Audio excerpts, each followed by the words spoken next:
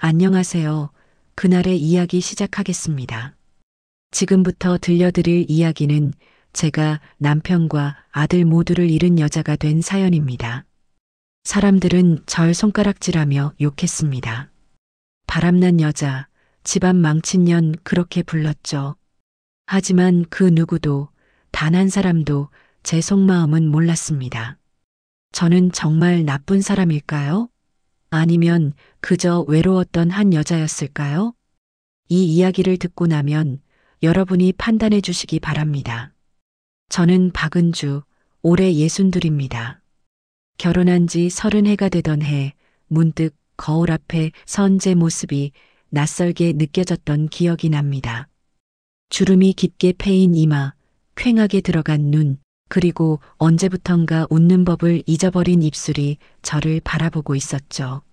나는 언제부터 이렇게 늙어버렸을까 하는 생각이 들면서도 동시에 나는 도대체 누구를 위해 살아왔을까 하는 의문이 가슴 한구석을 짓눌렀습니다.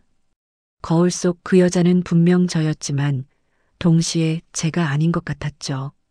박은주라는 이름을 가진 한 여자가 아니라 그저 누군가의 아내이자 누군가의 엄마일 뿐인 사람처럼 보였습니다. 남편 박철수는 성실한 사람이었습니다. 매일 아침 6시에 일어나 출근 준비를 하고 저녁 8시면 어김없이 집에 돌아왔으며 한 달에 한 번도 빠짐없이 생활비를 통장에 넣어주는 그런 사람이었죠. 술을 마시고 늦게 들어오거나 바람을 피우는 일도 없었고 월급을 딴 데 쓰는 일도 없었습니다. 주변 아줌마들이 당신 참 복받았네. 그런 남편 어디서 구하냐고 말할 때마다 저는 억지로 웃으며 고개를 끄덕였지만 속으로는 텅 빈 것 같은 허전함을 느꼈습니다. 하지만 그 성실함 속에는 따뜻함이 없었습니다. 결혼 30해 동안 사랑한다는 말을 들어본 적이 없었고 손 한 번 제대로 잡아본 기억도 없었으며 제 생일을 챙겨준 적도 손에 꼽을 정도였죠. 그저 아침에 차려준 밥을 먹고 저녁에 돌아와 텔레비전을 보다가 잠자리에 드는 것이 우리 부부의 일상이었습니다. 어느 날 저녁 용기를 내서 남편에게 물어봤습니다. 여보, 우리 이번 주말에 영화라도 볼까요? 오랜만에 둘이서요. 요즘 재밌는 영화가 많이 나왔다던데. 남편은 신문에서 눈도 떼지 않은 채 대답했습니다. 무슨 소리야, 나이 들어서 무슨 영화. 당신은 집안일이나 잘하면 돼. 그게 아내의 역할이잖아. 쓸데없는 생각하지 말고.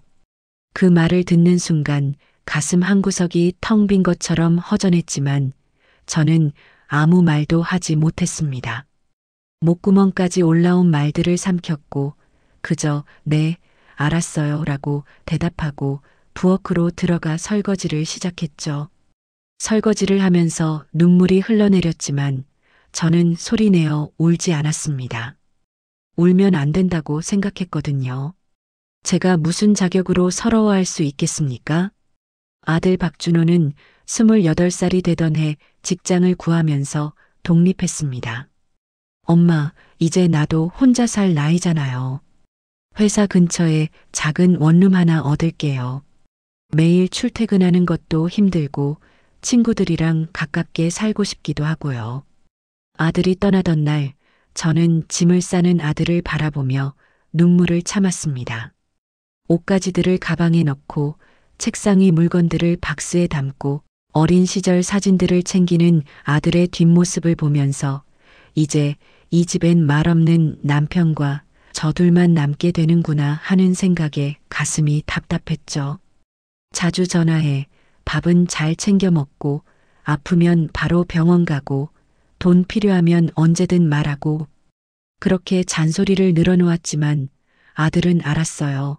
엄마, 괜찮을 거예요 라며 대충 대답했습니다. 아들이 떠나고 나서 빈 방을 정리하면서 저는 처음으로 깨달았습니다. 이제 저는 정말로 혼자라는 것을요. 아들이 떠나고 나니 집은 더욱 조용해졌습니다.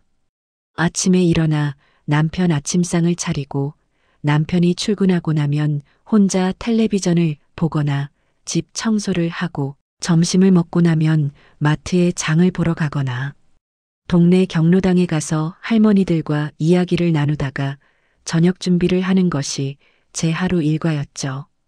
그렇게 하루하루가 똑같이 반복되면서 저는 점점 박은주라는 사람을 잃어가고 있었습니다. 아내로서, 엄마로서의 역할만 남고 한 명의 여자로서의 제 모습은 어디론가 사라져버렸죠. 가끔 옛날 사진을 보면 25에 결혼하던 때의 제 모습이 나왔습니다. 화사한 웃음을 띤 젊은 여자, 앞으로 펼쳐질 행복한 미래를 꿈꾸던 그 여자가 지금의 저와 같은 사람이라는 게 믿기지 않았죠. 어느 날 밤 잠이 오지 않아 베란다에 나가 담배를 한 대 피웠습니다. 원래 담배를 피우던 사람은 아니었지만 몇 년 전부터 가끔씩 몰래 피우곤 했죠. 남편 몰래 편의점에서 담배 한 갑을 사서 베란다 화분 뒤에 숨겨두고 남편이 깊이 잠든 밤이면 베란다에 나와 담배를 피우며 밤하늘을 바라봤습니다. 연기를 내뿜으며 별이 거의 보이지 않는 도시의 하늘을 바라보는데 문득 이런 생각이 들었습니다. 나는 행복한가? 이게 내가 원하던 삶인가? 나는 지금 무엇을 위해 살고 있는 걸까? 대답은 명확했습니다. 아니었죠. 저는 행복하지 않았고 이것은 제가 꿈꾸던 삶이 아니었으며 저는 그저 습관처럼 하루하루를 살아낼 뿐이었습니다. 하지만 이미 예순을 바라보는 나이에 무엇을 바꿀 수 있을까요? 이제 와서 남편에게 나 외로워. 나한테도 관심 좀 가져줘. 나도 사랑받고 싶어라고 말할 수도 없었고 아들에게 엄마도 사람이야. 엄마도 외롭고 힘들다고 하소연할 수도 없었습니다. 동네 경로당에 가면 비슷한 또래의 할머니들이 모여 이야기를 나눴습니다. 우리 남편은 요즘 나한테 이것저것 잘 사주더라고. 어제도 백화점 가서 옷 한 벌 사줬어. 우리 딸이 엄마 생신이라고 꽃다발이랑 케이크 보내줬어. 참 효녀지 뭐야. 그런 이야기들을 들을 때면 마음 한구석이 시렸지만 저는 그저 웃으며 고개를 끄덕일 뿐이었습니다. 좋겠네요.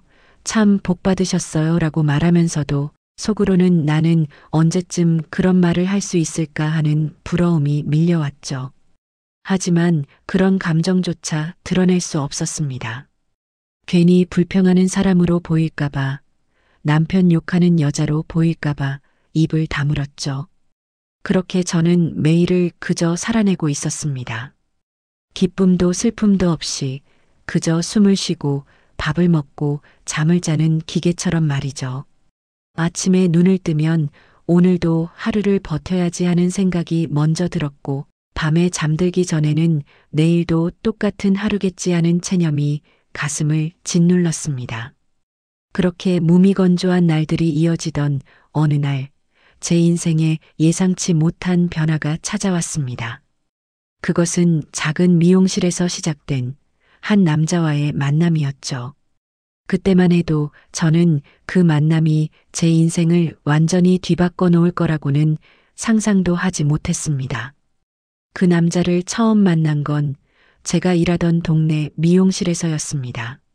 남편이 주는 생활비만으로는 제 용돈이 늘 부족했기에 5년 전부터 동네 작은 미용실에서 청소와 간단한 샴푸 일을 도와주고 있었죠.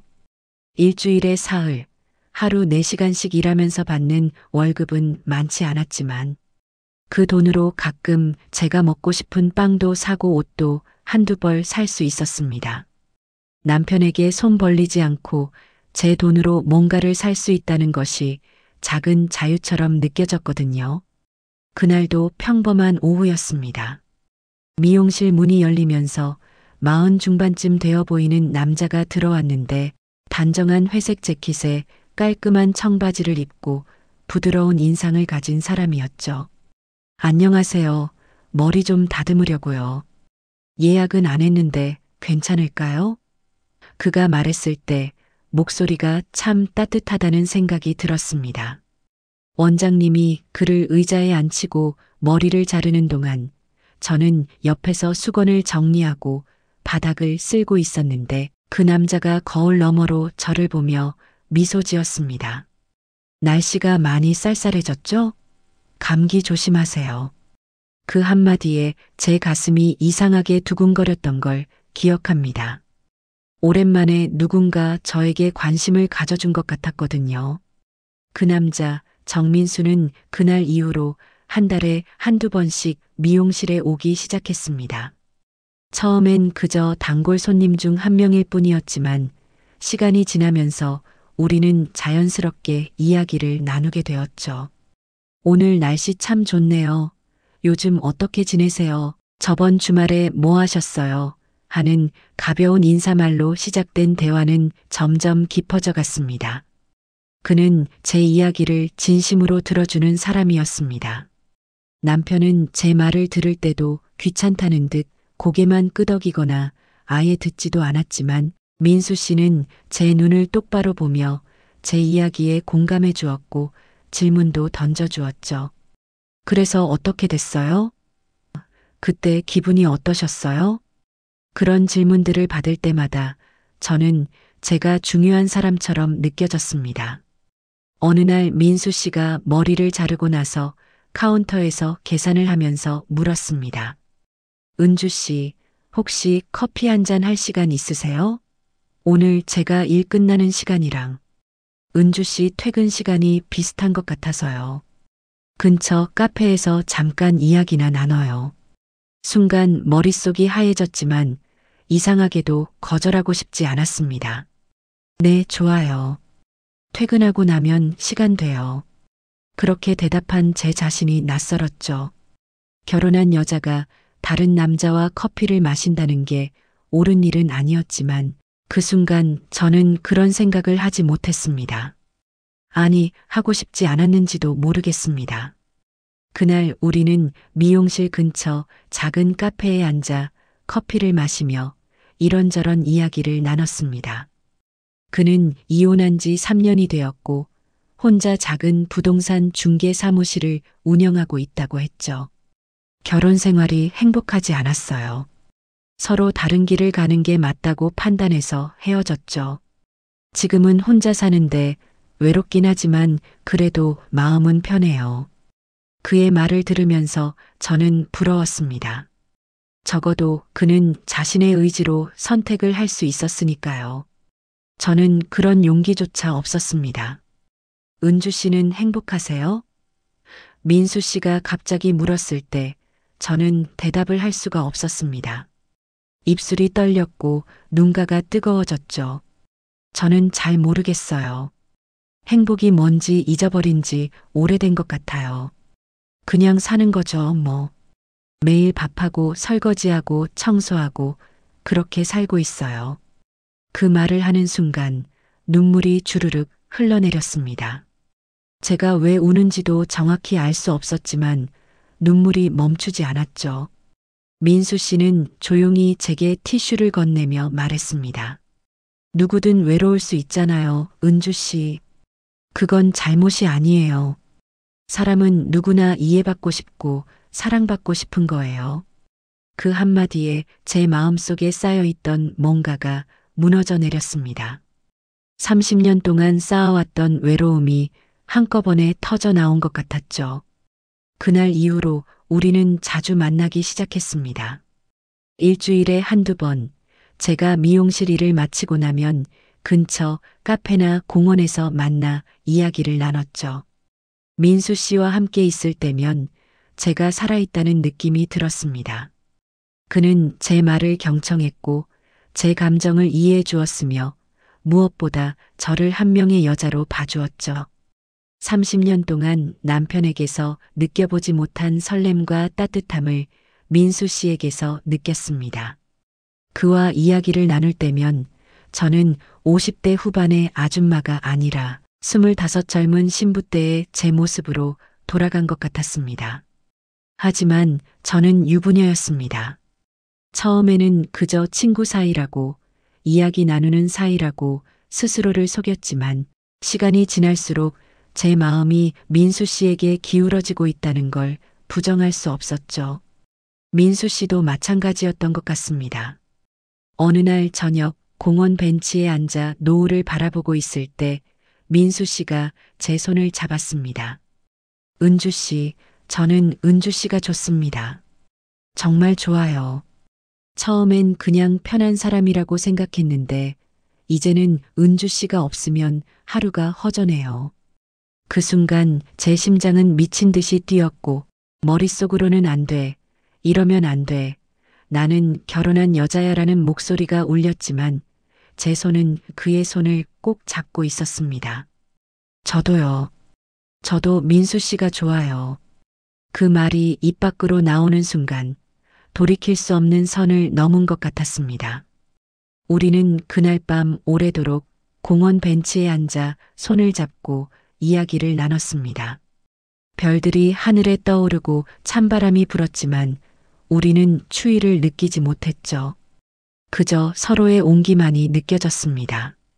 그렇게 우리는 선을 넘었습니다.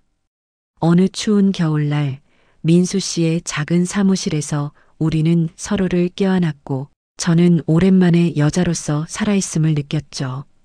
죄책감이 없었던 건 아닙니다. 매번 집으로 돌아갈 때마다 거울 속 제 모습이 부끄러웠고 남편의 얼굴을 볼 때마다 가슴이 찔렸으며 밤에 잠들기 전에는 내가 지금 무슨 짓을 하고 있는 거지라는 생각에 잠을 이룰 수 없었습니다. 하지만 민수 씨와 함께 있는 그 순간만큼은 모든 걸 잊을 수 있었습니다. 몇 달이 흘렀고 우리의 만남은 계속되었습니다. 남편은 아무것도 눈치채지 못했고 저는 점점 더 큰 거짓말을 쌓아가고 있었죠. 오늘 친구 만나고 올게요. 미용실에서 일이 좀 늦게 끝날 것 같아요. 경로당에서 행사 있어서 저녁 늦게 들어올 거예요. 그런 핑계를 대며 민수 씨를 만났습니다. 하지만 거짓말은 언제까지고 숨길 수 없는 법이죠. 제가 쌓아 올린 거짓의 탑은 생각보다 빨리 그리고 참혹하게 무너져 내렸습니다. 모든 것이 무너진 날을 저는 평생 잊을 수 없을 것입니다. 그날은 유난히 춥고 바람이 많이 부는 12월의 어느 날이었는데 하늘은 잿빛으로 흐려 있었고 찬바람이 옷깃 사이로 파고들었죠. 저는 민수 씨와 만나기로 한 약속이 있어서 미용실 일을 일찍 마치고 서둘러 그의 사무실로 향했습니다. 가슴이 두근거렸고 오늘은 민수 씨가 특별한 이야기가 있다고 했기에 기대감도 있었죠. 하지만 사무실 앞 골목에 들어섰을 때 거기엔 제 남편 박철수가 팔짱을 낀 채 서 있었습니다.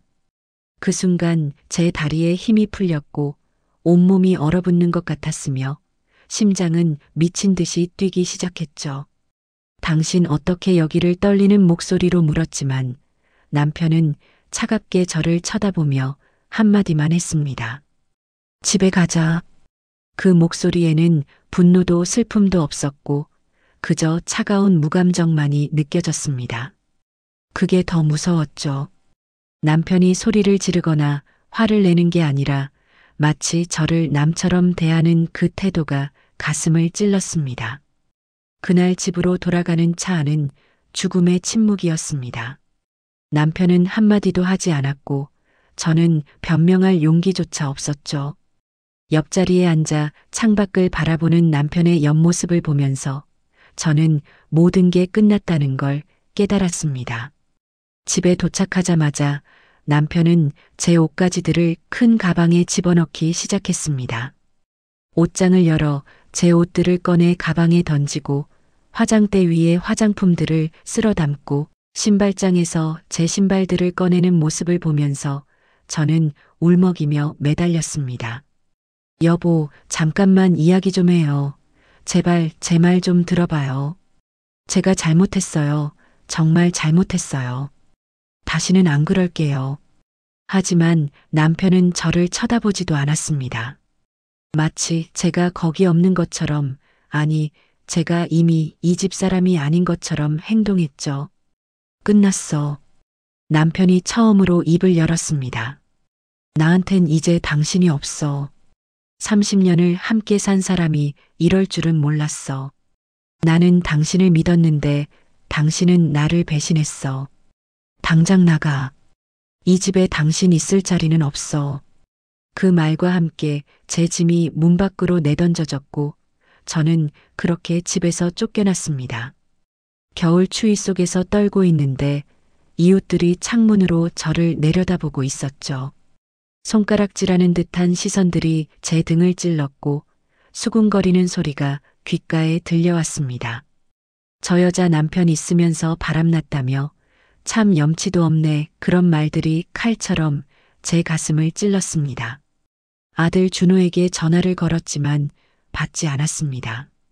한 번, 두 번, 세 번, 10번도 넘게 전화를 걸었지만 계속 받지 않았죠. 문자를 보내고 또 보냈습니다. 준호야, 엄마야. 전화 좀 받아줘. 엄마가 할 말이 있어. 하지만 답장이 없었습니다. 마침내 사흘 뒤 아들에게서 전화가 왔을 때 저는 울먹이며 말했습니다. 준호야, 엄마 좀 봐줄래? 엄마 갈 곳이 없어. 잠깐만이라도 내 집에 있게 해줘. 제발. 하지만 아들의 대답은 차가웠습니다. 엄마, 부끄러워요. 어떻게 아버지한테 그런 짓을 할 수 있어요? 동네 사람들이 다 알아요. 회사 사람들한테까지 소문 퍼졌어요. 저 창피해서 못 살겠어요. 제발 연락하지 마세요. 엄마 없이도 잘 살 수 있으니까 걱정하지 마시고 제발 제 인생에서 사라져 주세요. 그리고 전화가 끊어졌습니다. 제 마지막 희망마저 사라진 순간이었죠. 민수 씨에게 전화를 걸었습니다. 그는 제 유일한 의지처였으니까요. 하지만 전화는 받지 않았고 다시 걸어도 계속 받지 않았습니다. 사무실에 찾아갔을 때는 이미 문이 굳게 닫혀 있었고 유리창 너머로 보이는 사무실 안은 텅 비어 있었습니다. 옆 가게 주인에게 물어보니 며칠 전에 급하게 사무실 정리하고 떠났어요. 어디로 가는지는 말 안 하더라고요라는 대답만 돌아왔죠. 민수 씨는 저를 버리고 도망간 것입니다. 결국 모든 것이 거짓이었던 걸까요? 그가 했던 따뜻한 말들도, 저를 이해해준다던 그 시선도, 사랑한다던 그 고백도 모두 거짓말이었던 걸까요? 저는 무릎이 꺾여 그 자리에 주저앉고 말았습니다. 통장을 확인했을 때 남은 돈은 3만 원뿐이었습니다. 미용실 월급을 받기까지는 아직 2주일이나 남아 있었고 남편은 당연히 제 통장으로 생활비를 보내지 않았죠. 저는 근처 고시원을 찾아 한 달치 월세를 내고 들어갔습니다. 좁고 답답한 방, 공용 화장실과 샤워실, 복도에서 들려오는 낯선 사람들의 소음 속에서 저는 제 인생이 완전히 무너졌음을 실감했습니다. 침대에 누워 천장을 바라보면서 내가 왜 이렇게 됐을까 하는 생각만 반복했죠. 밤이 되면 잠을 이룰 수가 없었습니다. 눈을 감으면 남편의 차가운 눈빛이, 아들의 실망한 목소리가, 그리고 민수 씨의 거짓된 미소가 떠올랐죠. 내가 왜 그랬을까? 왜 그때 참지 못했을까? 조금만 더 견뎠으면 이렇게까지 되지는 않았을 텐데 후회가 밀려왔지만 이미 늦었습니다. 세상은 저를 용서하지 않았고 저 역시 저를 용서할 수 없었습니다. 다음 날 미용실에 출근했을 때 원장님이 저를 불렀습니다. 은주 씨, 미안한데 손님들이 은주 씨 소문 듣고 불편해하시는 것 같아요. 어제도 한 손님이 은주 씨 때문에 다른 미용실 갈 거라고 하시더라고요. 좀 쉬다가 다시 연락 주세요. 미안해요. 결국 일자리마저 잃은 것입니다. 동네에서는 제 소문이 쫙 퍼졌고 마트에 가면 사람들이 수군거리는 소리가 들렸죠. 저 여자 남편 배신하고 바람났다며, 나이 처먹고 창피한 줄도 모르네. 저러니까 쫓겨나지, 그런 말들이 제 귀를 파고들었습니다. 저는 점점 세상으로부터 고립되어 갔습니다. 친구들도 연락을 끊었고 가족도 등을 돌렸으며 이웃들은 저를 손가락질했죠. 고시원 방에 혼자 앉아 있을 때면 이런 생각이 들었습니다. 차라리 죽는 게 낫지 않을까? 이렇게 사느니 차라리 죽는 게 나아. 하지만 죽을 용기조차 없는 비겁한 저였습니다. 그저 하루하루를 살아내는 것만으로도 벅찼죠. 그렇게 저는 세상의 죄인이 되었고 제가 선택한 욕망의 대가는 상상했던 것보다 훨씬 더 가혹했습니다. 고시원에서의 생활은 지옥이었습니다. 좁은 방 안에는 작은 책상과 침대 하나가 전부였고 창문도 제대로 없어서 하루 종일 형광등을 켜고 있어야 했죠. 복도에서는 누군가의 기침소리, 화장실 물 내리는 소리, 컵라면 끓이는 냄새가 끊임없이 들려왔습니다. 밤늦게까지 누군가 전화 통화하는 소리, 취한 사람이 비틀거리며 복도를 지나가는 소리, 새벽에 누군가 문을 쾅쾅 닫는 소리에 잠을 설쳤죠. 하지만 제가 갈 곳은 여기밖에 없었습니다. 이곳마저 없었다면 저는 길거리를 헤매야 했을 테니까요. 한 달이 지나고 나서야 간신히 새로운 일자리를 구했습니다. 동네에서 멀리 떨어진 버스로 1시간 넘게 가야 하는 작은 도시의 식당이었죠. 아침 6시부터 저녁 8시까지 설거지와 청소를 하는 일이었는데 하루 종일 서 있다 보면 다리가 퉁퉁 부어올랐고 허리는 끊어질 듯 아팠습니다. 60이 넘은 나이의 젊은 사람들도 힘들어하는 일을 하는 것이 고통스러웠지만 저는 입을 다물고 견뎌야 했습니다. 식당 주인 아주머니는 제게 친절하지 않았고 설거지를 조금이라도 늦게 하면 뭐 하는 거야? 빨리빨리 좀 해라고 소리를 질렀죠. 그럴 때면 죄송합니다. 더 열심히 하겠습니다라고 말하며 고개를 숙여야 했습니다. 월급은 한 달에 130만 원 정도였고 거기서 고시원 월세 40만 원을 내고 나면 남는 돈은 90만 원이었습니다. 밥은 식당에서 해결했지만 그 외에 생활비와 교통비를 빼고 나면 저축할 수 있는 돈은 거의 없었죠. 버스비로 하루에 6천 원씩 들었고 한 달이면 18만 원이 나갔습니다. 핸드폰 요금, 가스비, 전기세를 내고 나면 손에 쥐는 돈은 50만 원도 채 되지 않았죠. 가끔 몸이 아파도 병원에 갈 여유가 없어서 약국에서 진통제만 사 먹으며 버텼습니다. 치통이 심해도 참았고 감기에 걸려도 그냥 견뎠습니다. 몇 달 뒤 조금 더 나은 곳으로 이사했습니다. 작은 도시 변두리에 있는 반지하 단칸방이었는데 비록 곰팡이 냄새가 나고 습했지만 고시원보다는 나았죠. 월세는 45만 원이었지만 적어도 제 공간이 생겼다는 것만으로도 위안이 되었습니다. 방 크기는 서너 평 정도였고 작은 부엌과 화장실이 딸려 있었죠. 창문 밖으로는 사람들의 발소리만 보였고 비가 오는 날이면 빗물이 창틀로 스며들어 바닥이 젖었습니다. 밤이 되면 근처 개들이 짖는 소리에 잠을 설쳤고 취객들이 지나가며 고함을 지르는 소리가 들려왔죠. 그 방에서 저는 10년을 살았습니다. 10년이라는 시간 동안 저는 그저 일하고 집에 돌아와 잠을 자고 다시 일하러 가는 기계처럼 살았죠. 명절이 되어도 갈 곳이 없었고 추석이나 설날에는 방 안에 혼자 앉아 라면을 끓여 먹으며 시간을 보냈습니다. 텔레비전에서는 가족들이 모여 웃고 떠드는 모습이 나왔지만 제게는 그런 풍경이 너무나 먼 이야기였습니다. 명절 전날이면 마트에 가서 사람들이 선물 세트를 사는 모습을 보곤 했는데 그럴 때마다 가슴 한구석이 아려왔죠. 나는 누구에게도 선물을 줄 수 없고 누구에게서도 선물을 받을 수 없구나 하는 생각에 눈물이 났습니다. 가끔 아들 생각이 났습니다. 준호는 잘 살고 있을까? 결혼은 했을까? 손주는 봤을까? 건강하게 지내고 있을까 하는 생각에 가슴이 미어졌지만 전화를 걸 용기는 없었죠. 아들은 저를 용서하지 않았고 저 역시 제 자신을 용서할 수 없었습니다. 그저 멀리서라도 아들이 행복하기를 바랄 뿐이었죠. 가끔 길을 걸어가다가 아들 또래의 젊은 남자를 보면 저 사람이 우리 준호 같은 나이인가 하며 한참을 바라보곤 했습니다.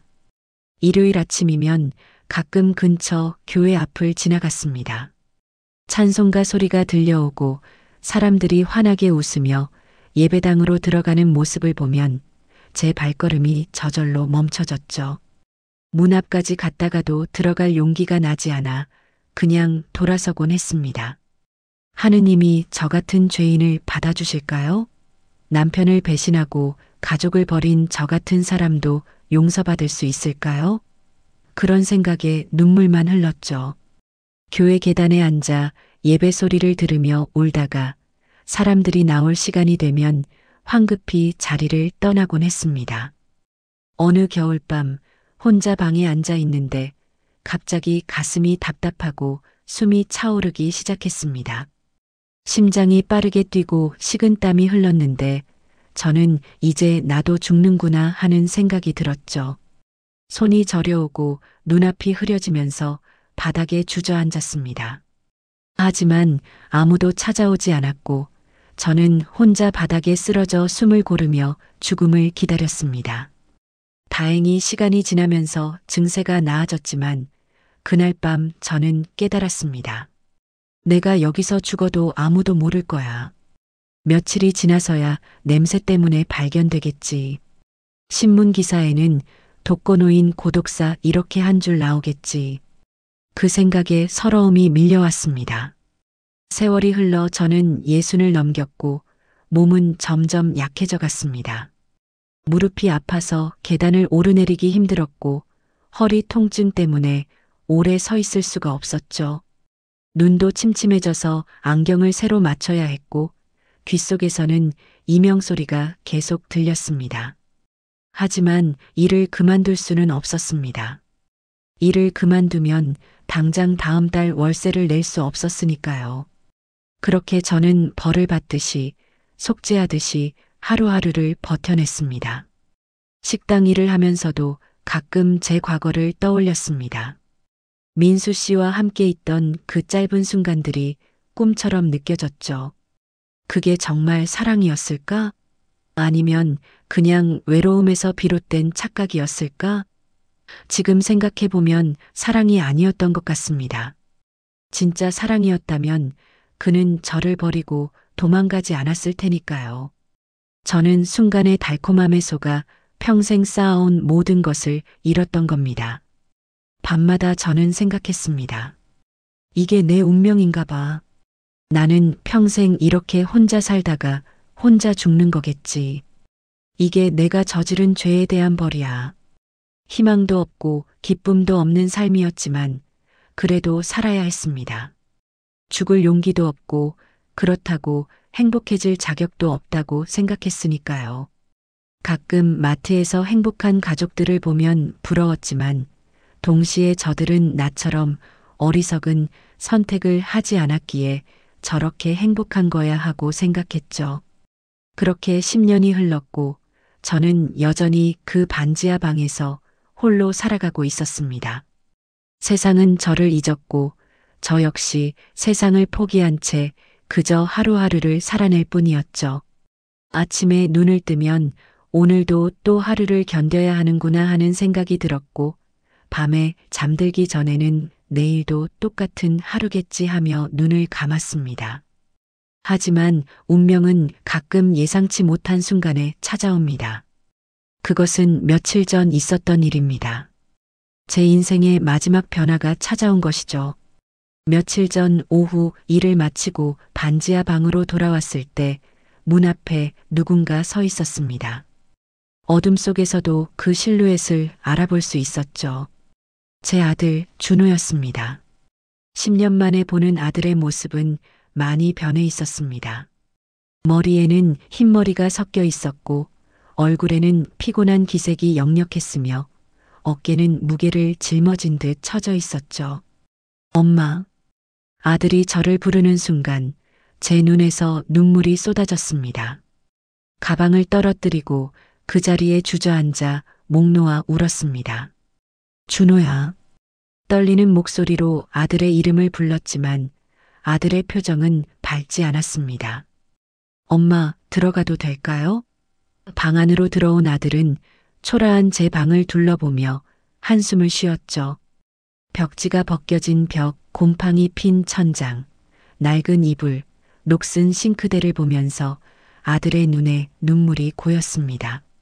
엄마가 이런 곳에서 살고 있었어요? 이렇게 힘들게 사셨어요? 그 말에 저는 아무 대답도 할 수 없었습니다.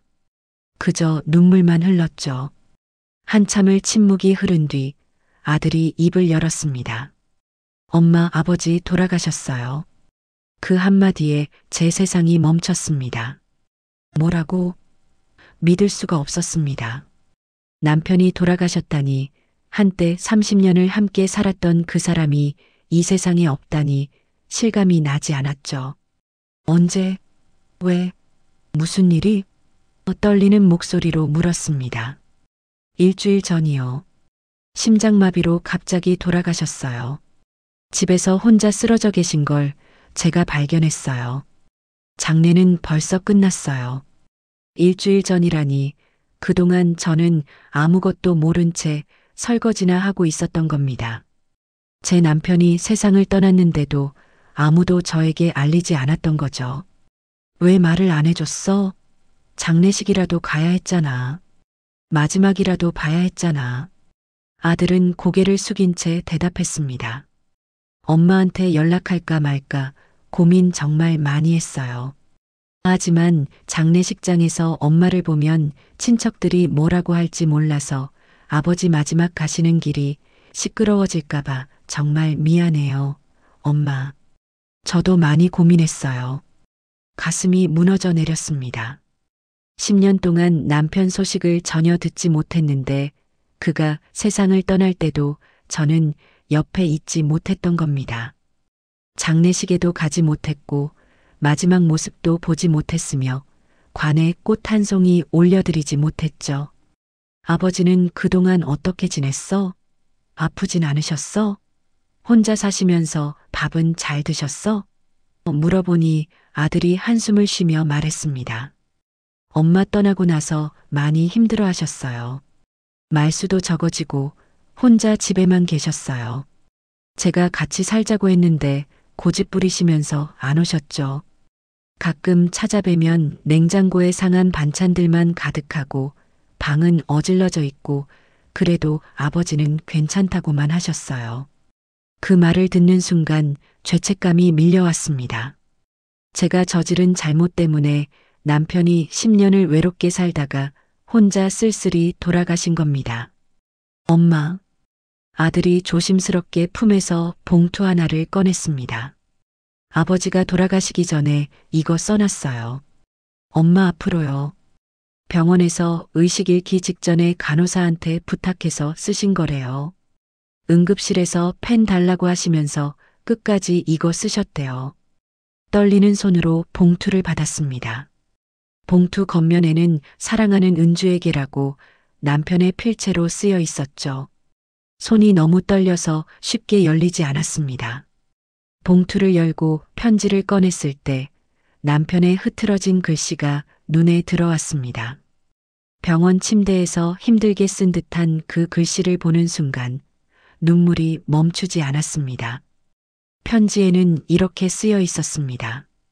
은주야, 이 편지를 내가 읽을지 모르겠구나. 나는 지금 병원에 누워 있고 의사 말로는 오래 버티지 못할 것 같다고 하더라. 10년 동안 너한테 하지 못한 말들이 있어서 이렇게 글로 남긴다.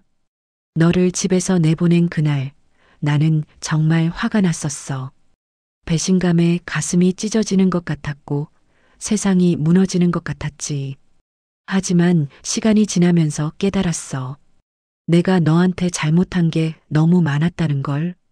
30년 동안 한 번도 사랑한다는 말을 해주지 않았고 너의 외로움을 이해하려 하지 않았고 너를 한 명의 여자가 아니라 그저 아내로만 봤어. 너는 그저 내 옆에 있는 사람이 아니라 감정을 가진 한 명의 여자였는데 나는 그걸 몰랐던 거야. 미워서 보낸 게 아니야, 은주야. 나는 너를 사랑했어. 지금도 사랑해. 하지만 그때는 자존심이 상해서 상처받아서 너를 용서할 수가 없었어. 이제 와서 후회해도 소용없지만 내가 어디서 어떻게 살고 있는지 궁금했어. 준호한테 물어봤지만 준호도 내 소식을 모르더라. 내가 힘들게 살고 있진 않을까, 아프진 않을까, 밥은 잘 먹고 있을까, 그런 생각을 하며 밤을 지새웠어. 은주야, 이제라도 행복하게 살았으면 좋겠어. 더 이상 과거에 얽매이지 말고 남은 인생이라도 웃으며 살았으면 해. 나는 내가 행복하기를 바래. 그리고 준호한테 잘해줘. 우리 아들 참 착하지? 미안하고 사랑해. 다음 생에 다시 만나면 그때는 매일 사랑한다고 말해줄게. 너의 남편 철수. 편지를 다 읽고 나서 저는 바닥에 주저앉아 소리내어 울었습니다. 10년 동안 참았던 눈물이 한꺼번에 쏟아져 나왔죠. 온몸이 떨렸고 숨을 쉴 수가 없을 정도로 울었습니다. 아들은 옆에서 어쩔 줄 몰라 하며 제 등을 쓰다듬어 주었습니다. 엄마, 괜찮아요. 이제 괜찮아요.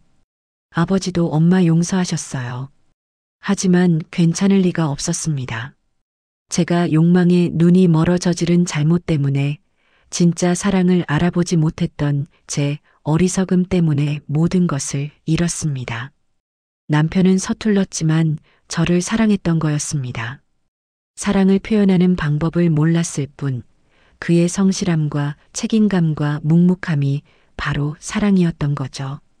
매일 출근하고 월급을 가져다 주고 가족을 지키는 것이 그의 사랑이었던 겁니다. 하지만 저는 그걸 깨닫지 못하고 순간의 달콤함에 속아 모든 걸 망쳤습니다. 엄마, 이제 저랑 같이 살아요. 아들이 말했습니다. 엄마 혼자 이런 곳에서 살게 둘 수 없어요. 제 집은 작지만 엄마 방 하나 정도는 만들 수 있어요. 그리고 손주도 보여드리고 싶어요. 작년에 결혼했거든요. 아내도 엄마 모시고 싶대요. 그 말을 듣는 순간 또다시 눈물이 쏟아졌습니다. 아들이 저를 용서해 준 거였습니다. 10년 만에 저는 다시 가족을 갖게 된 겁니다. 지금 저는 새로운 시작을 앞두고 있습니다. 아들과 함께 살게 되었고 곧 태어날 손주도 보게 될 겁니다. 며느리는 착한 사람이라고 아들이 말했고 제가 함께 살아도 괜찮다고 했답니다. 하지만 제 가슴 속에는 평생 지워지지 않을 후회가 남아 있습니다. 사랑이라고 착각했던 욕망의 끝에서 진짜 사랑이 무엇인지 깨달았을 때는 이미 너무 늦었습니다. 사랑은 화려한 말이나 달콤한 손길이 아니라 묵묵히 곁을 지켜주는 그 성실함 속에 있을지도 모릅니다. 제가 남편과 함께 살던 그 평범한 날들이 사실은 가장 소중한 시간이었다는 걸 저는 모든 걸 잃고 나서야 깨달았습니다. 어제 아들이 가고 나서 저는 남편의 편지를 다시 펼쳐 읽었습니다. 몇 번을 읽어도 눈물이 났고 읽을 때마다 가슴이 아팠죠. 다음 생에 다시 만나면 그때는 매일 사랑한다고 말해줄게 그 한 줄을 보면서 생각했습니다. 다음 생을 기다릴 게 아니라 지금 당장 사랑한다고 말했어야 했는데 그렇게 살았어야 했는데 하고 말입니다. 지금 이 이야기를 듣고 계시는 여러분, 혹시 저처럼 외로우신가요? 혹시 옆에 있는 사람이 당연하게 느껴지시나요? 저는 이제 압니다. 당연한 건 이 세상에 아무것도 없다는 걸요. 오늘 함께 밥을 먹는 그 사람이 내일은 없을 수도 있다는 걸요. 다음 주에 아들 집으로 이사를 갑니다. 새로운 삶이 시작되겠지요. 하지만 남편은 이제 없습니다. 미안하다고 사랑한다고 말할 기회는 영원히 사라졌습니다. 모든 걸 잃고 나서야 진짜 소중한 게 무엇이었는지 깨달은 어리석은 여자입니다.